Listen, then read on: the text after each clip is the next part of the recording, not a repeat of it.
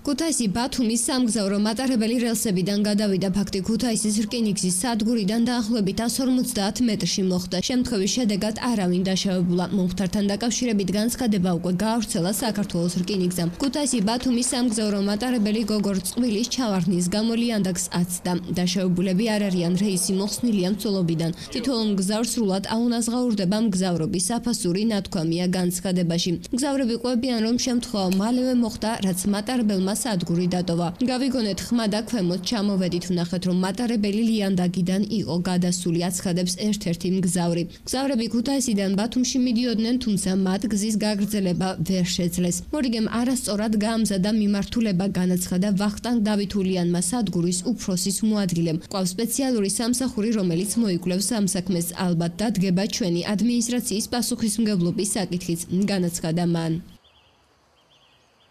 არაფერი რა მოყვებოდით მატარებელს და გამოვიდა და გაჩერდა და ჩამოვედით და ვნახეთ ესეთი სიტუაცია იყო რა. მხოლოდ ეს ვიცით რა, მეტი არაფერი. საქმის ყურში მეტი არა ვართ რა. თუ იცით ვინმე ხომ არ დაზიანებით? არა, დაზიანებით არავინ.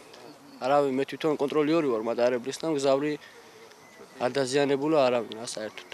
ყველაფერი მშვიდობია. არ ვიცით, არა.